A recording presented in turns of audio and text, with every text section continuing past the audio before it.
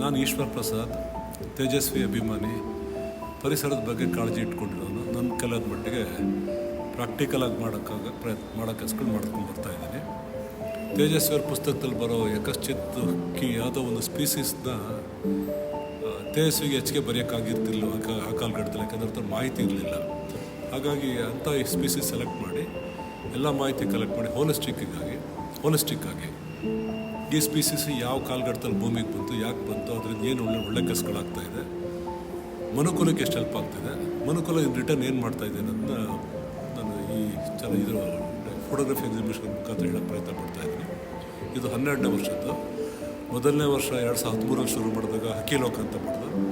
2ನೇ ವರ್ಷ ಕೀಟಲೋಕ, 3ನೇ ವರ್ಷ ಪುಷ್ಪಲೋಕ, 4ನೇ ವರ್ಷ ಪರಾಗಸ್ಪರ್ಶಿಗಳು, 5ನೇ ವರ್ಷ ಜೇಡಲೋಕ, 6ನೇ ವರ್ಷ ಬಾವಲಿಲೋಕ, 7ನೇ ವರ್ಷ ಗೂಬೆಲೋಕ, 8ನೇ ವರ್ಷ ಹದ್ದುಲೋಕ, 9ನೇ ವರ್ಷ ಕುರುಂಜಿ ಲೋಕ, 10ನೇ ವರ್ಷ ಕಪ್ಪೆಲೋಕ, 11ನೇ ವರ್ಷ ಏರೋಪ್ಲೇನ್ ಚಿಟ್ಟಲೋಕ, 12ನೇ ವರ್ಷ ಈಗ ಮಿಂಚುಳದ ಬಗ್ಗೆ ಮಾಡ್ತಾಯಿದ್ದೀವಿ. ಅರೌಂಡ್ 1983 ತೇಜಸ್ವಿಗೆ ಈ ಮಿಂಚುಳುಗಳ ಬಗ್ಗೆ ಸಾಕಷ್ಟು ಕುತೂಹಲ ಬಂತು. ಮಾಹಿತಿ ಇರಲಿಲ್ಲ. ಆಗ ಮೂಡಿಗೆರೆಯಲ್ಲಿ ಒಬ್ಬರು AK ಚಕ್ರವರ್ತಿ ಅಂತ ಒಬ್ಬರು ಅಕ್ಷಯ್ ಕುಮಾರ್ ಚಕ್ರವರ್ತಿ, ಕನ್ನಡಿಗನೇ ಬೆಂಗಾಲಿ, ಅವನು ಅಲ್ಲಿ ರಿಸರ್ಚ್ ಮಾಡೋಕ್ಕೆ ಮೂಡಿಗೆರೆಗೆ ಹೋದರು. ಅವನು ಯಾವಾಗಲೂ ಪ್ರಶ್ನೆ ಕೇಳೋರು, ಈಗಂದ್ರೇನು, ಹೀಗಂದರೆ ಮಿಂಚುಳೆ ಯಾಕೆ ಹಿಂಗೆ ಮಿಂಚುತ್ತೆ, ಯಾಕೆ ಇದಿಷ್ಟು ಇದೆಲ್ಲ ಬರುತ್ತೆ ಅಂದ್ಬಿಟ್ಟು. ಸರ್ ನನಗೆ ಗೊತ್ತಿಲ್ಲ, ಇದ್ರ ಬಗ್ಗೆ ಸ್ಟಡಿ ಮಾಡಿಲ್ಲ ಅಂದಾಗ ತೇಜಸ್ವಿ ತಮಾಷೆಗೆ ಏನು ವಿಜ್ಞಾನಿಗಳು ಅಂತಾರೆ, ನೀವೆಲ್ಲ ಅಜ್ಞಾನಿಗಳು ಅಂತ ತಮಾಷೆ ಮಾಡೋರು. ಆನಂತರ ಒಂದು ಇದರ ಸಂಬಂಧ ಬೆಳೆಸ್ಕೊಂಡು ಪ್ರಶ್ನೆ ಕೇಳ್ತಾ ಹೋಗ್ತಾರೆ. AK ಚಕ್ರವರ್ತಿ ಎಲ್ಲ ಕಡೆಗೂ ಅದನ್ನು ಲೆಟ್ರನ್ನ ಪ್ರಶ್ನೆಗಳನ್ನ ಬರೆದು ಉತ್ತರ ಕೇಳೋಕ್ಕೆ ಶುರು ಮಾಡ್ತಿದ್ರು. ಎಲ್ಲೂ ರಿಸರ್ಚ್ ನಡೀತಿರಲಿಲ್ಲ, ಅಷ್ಟು ಒಳ್ಳೆ ರಿಸರ್ಚ್ ನಡೀತಿರಲಿಲ್ಲ. ಸೊ ಒಂದು 3-4 ವರ್ಷ ಆದಮೇಲೆ ಇದೇ ಸಂಬಂಧದ ಮಧ್ಯೆ ಅವ್ರು AK ಚಕ್ರವರ್ತಿ, ಸರ್ ನಾನು ಮದುವೆ ಮಾಡ್ಕೊಳ್ಬೇಕು, ಊರಿಗೆ ಹೋಗ್ತೀನಿ ಸರ್, ಒಂದು 2 ತಿಂಗಳು ಬರಲ್ಲ ಅಂದ್ರಂತೆ. ಮದುವೆ ಮಾಡ್ಕೊಳ್ಳೋಕ್ಕೆ ನೀನು ಅಲ್ಲಿಗೋಗಿ ಹೆಣ್ಣು ತರಕ್ಕೆ ಹೋಗ್ತೀವಿ, ಯಾಕೆ ನಮ್ಮೂರಲ್ಲಿ ಬರ್ತಾವೆ ಹೆಣ್ಣು ಸಿಗಲ್ವ ಅಂತ ಹೇಳಿ ಫ್ರೆಂಡ್ ಒಬ್ರಿಗೆ ಫೋನ್ ಮಾಡಿ ಅವ್ರ ಮಗಳನ್ನ ಪ್ರಪೋಸ್ ಮಾಡಿ ಮಾತ್ರ ಮಗಳದ ಮುಖಾಂತರ ಮದುವೆ ಮಾಡಿಸಿದ್ದಾರೆ. ಸೊ ಹಾಗಾಗಿ AK ಚಕ್ರವರ್ತಿ ನಮ್ಮ ಮೂಡಿಗೆರೆ ತಾಲೂಕಿನ ಅಳಿಯ ಆಗ್ತಾರೆ ಅವ್ರಿಗೆ. ಸೊ ನಾವು ಈ ಏರೋಪ್ಲೇನ್ ಇದು ಮಿಂಚುಳದ ಬಗ್ಗೆ ತಗೊಳಕ್ಕೆ ಹೊರಟಾಗ ನನಗೊಂದು ಶಾಕಿಂಗ್ ಸಿಕ್ಕಿದ್ದು ಅಂತಂದರೆ, ಈ ನಮ್ಮ ರೈತರಿಗೆ ತುಂಬ ಕಾಟ ಕೊಡುವಂಥ ಬಸರು ಹುಳ, ಗೊಣ್ಣೆ ಹುಳ, ಶಂಕು ಹುಳ, ಗೆದ್ಲುಗಳನ್ನ ನಾವು ನಾಶ ಮಾಡೋಕ್ಕೆ ಔಷಧಿ ಹೊಡಿತಿದ್ದೆವು. ಆದರೆ ನ್ಯಾಚುರಲ್ ಆಗಿ ಈ ಮಿಂಚುಳಗಳನ್ನು ಹಿಡಿದು ತಿಂದಾಕ್ಬಿಡ್ತದೆ. ಅದೇ ಮೇಜರ್ ಫುಡ್ ಅದು. ಸರಿ, ಇಷ್ಟು ಒಳ್ಳೆ ಸ್ಪೀಸೀಸ್ ಬಗ್ಗೆ ಡಾಟಾ ಕಲೆಕ್ಟ್ ಮಾಡೋಕ್ಕೆ ಕೊಟ್ಟಾಗ ಅದಕ್ಕೊಂದು ಬ್ಯೂಟಿ ಅಂತಂದರೆ ಬೆಳಕು ಬರೋಕ್ಕೆ ಶುರುವಾಯಿತು. ಅಂದರೆ ಮಿಂಚುಳ ಅಂದರೆ ಬೆಳಕು ಅಂದ್ರೇನು, ತಮಾಷೆ ಆದರೆ ಈ ಥರ ಕಣ್ಣು ಕಾಣೋಕ್ಕೆ ಬೆಳಕು ಕೊಡೋದು ಗಂಡು ಮಿಂಚುಳುಗಳು ಮಾತ್ರ. ಅದು ತನ್ನ ಬೆಳಕಿನ ಮುಖಾಂತರ ಹೆಣ್ಣಿನ ಜೊತೆ ಸಂವಾದ ನಡೆಸ್ತಾ ಇದೆ.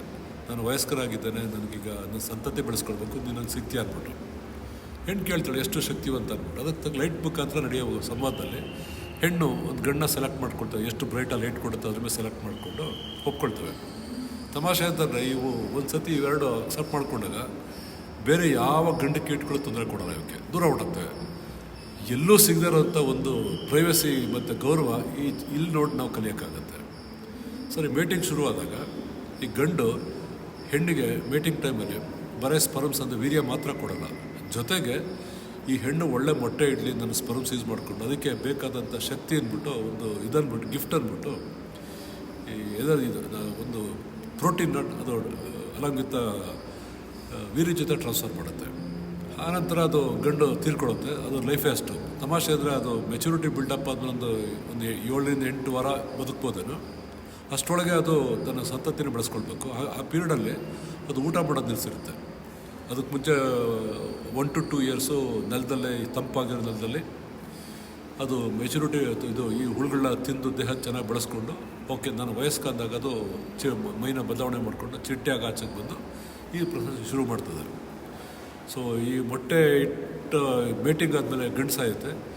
ಈ ಹೆಣ್ಣು ಸಾಮಾನ್ಯ 100-400 ಮೊಟ್ಟೆ ಇಟ್ಟು ಅದು ತೀರ್ಕೊಳ್ಳುತ್ತೆ. There is no parental care for these sex. So ಹೆಣ್ಣು ತನ್ನ ಮರಿ ಮೊಟ್ಟೆ ಚೆನ್ನಾಗಿರಲಿ ಅಂದ್ಬಿಟ್ಟು ಆಗಲೇ ಅದು ಈ ನಮ್ಮ ರಾಗಿನಲ್ಲಿ ಫಿನೋಲಿಕ್ ಅನ್ನೋದು ಕೆಮಿಕಲ್ ಕಾಂಪೌಂಡ್ ಬರುತ್ತೆ. ಆ ಕೆಮಿಕಲ್ ಕಾಂಪೌಂಡ್ ಇದ್ದಾಗ ರಾಗಿನ ಪ್ರಿಸರ್ವ್ ಮಾಡೋದು ತುಂಬ ಸುಲಭ. ಯಾವ ಹುಳಗಳು ಉಪ್ಪುಗಳೆಲ್ಲ ಬೀಳಲ್ಲ, ಇಲಿಗಳು ಮುಟ್ಟಲ್ಲ, ಇವೆಲ್ಲ ಇದಿದ್ದಾವೆ ಅಂಥದ್ದೇ ಹಾಗಾಗಿ ರಾಗಿ ನೀವು 100 ವರ್ಷ ಇಟ್ಟರು ಹಾಳಾಗಲ್ಲ ರಾಗಿ ಇವತ್ತು. ಅದೇ ಥರ ಅದೇ ಸೇಮ್ ಕಾಂಪೌಂಡ್ನ ಈ ಮೊಟ್ಟೆಗಳಿಗೆ ಹೆಣ್ಣು ಹಚ್ಚಿರ್ತದೆ ಪೂರ್ತಿದು. ಹಾಗಾಗಿ ಈ ಇರುವೆಗಳು, ಗೊದ್ದಗಳು, ಈ ನಮ್ಮ ಗೆದ್ದುಳುಗಳು ಅದು ಮುಟ್ಟೋದಿಲ್ಲ ಅಂತಾರೆ, ಇಲಿಗಳೆಲ್ಲ. ಸೊ ಹಾಗಾಗಿ ಅದು ಹೋರಾಟದಲ್ಲಿ ಈ ಮೊಟ್ಟೆ ಹೊಡ್ಕೊಂಡು ಆಚೆ ಬರುತ್ತೆ. ಅದಕ್ಕೊಂದು ಥ್ರೆಟ್ಟು, ಇನ್ಯಾರಾದರೂ ಬಂದು ಮೊಟ್ಟೆ ಡ್ಯಾಮೇಜ್ ಮಾಡೋಕ್ಕೆ ಬಂದಾಗ ಮೊಟ್ಟೆ ಒಳಗಡೆಯಿಂದ ಲೈಟ್ ಕೊಡುತ್ತದು. ನನ್ನ ಹತ್ರ ಬರಬೇಡ, ಸುಟ್ಟಾಕ್ಬಿಡ್ತೀನಿ ಬಂದರೆ ಹೆದರ್ಸತ್ತೆ ಪೂರ್ತಿ ಇದು. ಹೀಗಾಗಿ ಇದು ಬರ್ತದದು ಚೆನ್ನಾಗಿದೆ. ಅದು ಒಂದು ಗಂಡು ಸೆಲೆಕ್ಟ್ ಆದ ಕೂಡಲೇ ಹೆಣ್ಣು ಡ್ಯಾನ್ಸ್ ಮಾಡ್ಕೊಂಡು ಹತ್ರ ಹೋಗೋದು, ಆಮೇಲೆ ಹೆಣ್ಣು ಗೌರವ ಕೊಡುವಂಥದ್ದು. ನಮ್ಮ ಮನುಕುಲಕ್ಕೆ ಇಂಥ ಒಂದು ಸಂಪ್ರದಾಯ ಮತ್ತು ಒಂದು ಕಲ್ಚರ್ ಮತ್ತು ಮನುಕುಲಕ್ಕೆ ಇಲ್ಲವೇ ಇಲ್ಲ. ದುರಂತ ಅಂದರೆ ಈ ಮಿಂಚುಳ ಭೂಮಿಗೆ ಬಂದು ಸುಮಾರು 15 ಕೋಟಿ ವರ್ಷ ಆಗಿದೆ. ಅದಕ್ಕೆ ಮುಂಚೆ ನಮ್ಮ ಕಪ್ಪೆಗಳ ಭೂಮಿಗೆ ಬಂದು 30 ಕೋಟಿ ವರ್ಷ ಆಗಿದೆ. ಅದಕ್ಕೆ ಮುಂಚೆ ಒಂದು 35 ಕೋಟಿ ವರ್ಷಗಳಿಂದ ಏರೋಪ್ಲೇನ್ ಚಟ್ಟೆ ಬಂದಿದೆ. ಭೂಮಿಗೆ 460 ಕೋಟಿ ವರ್ಷದ ಇತಿಹಾಸದಲ್ಲಿ ಮೊದಲೇ 400 ಕೋಟಿ ವರ್ಷ ಭೂಮಿ ಬೆಂಕಿ ಉಂಡೆ ಆಗಿತ್ತು. ಹಾಗಾಗಿ ಇಲ್ಲೇನೂ ಆಗ್ತಿರಲಿಲ್ಲ. ಆನಂತರ 60 ಕೋಟಿ ವರ್ಷಗಳಿಂದ ಆ ಪೀರಿಯಡಲ್ಲಿ ಚೆನ್ನಾಗಿ ಮಳೆ ಬಂದು ಭೂಮಿ ತಂಪಾದ ಮೇಲೆ ಬ್ಯಾಕ್ಟೀರಿಯಾಸ್ ಬಂತು. ಆಮೇಲೆ ಸಿಂಗಲ್ ಸೆಲ್ ಆರ್ಗ್ಯಾನಿಸಮ್ಮು ಅಮೀಬಾ ಬರುತ್ತೆ. ಇಡೀ ಭೂಮಿಲಿರೋ ಎಲ್ಲ ಜೀವ ರಾಶಿಗೆ ನಿಜವಾದ ಸೃಷ್ಟಿಕರ್ತ ಅಂತಂದರೆ ಈ ಅಮೀಬಾಗಳು ಮಾತ್ರ, ಸಿಂಗಲ್ ಸೆಲ್ ಆರ್ಗ್ಯಾನಿಸಮ್. ಇನ್ನು ಎಲ್ಲವೂ ಸುಳ್ಳು ಹೇಳ್ತಾರೆ. ನಮಗೇನು ಯಾರು ವಿರೋಧ ಮಾಡಬೇಕು ಅಂತಿಲ್ಲ. ಅಲ್ಲಿ ಇದನ್ನು ಈ ವಿಜ್ಞಾನ ಅರ್ಥ ಮಾಡ್ಕೊಳ್ಬೇಕು. ನಾವು ದೇವ್ರ ಪೂಜೆ ಮಾಡೋದು ಇದೆಲ್ಲ ನಂಬಿಕೆಗಳೆಲ್ಲ ಮನೊಳಗಿರಲಿ, ಅದು ಹೊರಗಡೆ ತಂದು ಮೂಢನಂಬಿಕೆನ ಮಾರಾಟ ಮಾಡಬಾರ್ದು. ಬಟ್ ತುಂಬ ಚೆನ್ನಾಗಿದೆ ಇದು.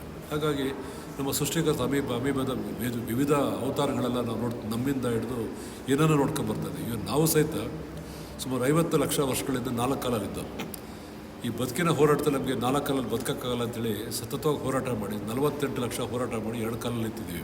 ನಾವೆಲ್ಲ ಮನುಷ್ಯರಾಗಿದ್ದು, ಆಧುನಿಕ ಮನುಷ್ಯರಾಗಿದ್ದು ಕೇವಲ 2 ಲಕ್ಷ ವರ್ಷಗಳ ಹಿಂದೆ.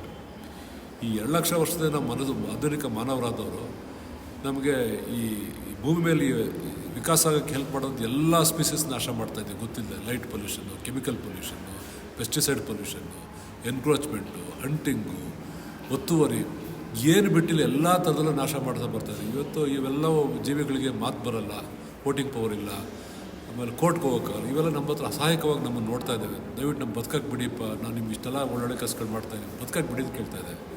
ಇದು ನಮ್ಮ ಮನುಕುಲಕ್ಕೆ ಅರ್ಥ ಆಗಬೇಕು. ನಾವೊಂದು ಗುರಿ ಇಟ್ಕೊಂಡು ಈ ತೇಜಸ್ವಿ ಜೀವಲೋಕನ 12ನೇ ವರ್ಷದ ಇವೆಂಟ್ ಮಾಡ್ತಾಯಿದ್ದೀವಿ.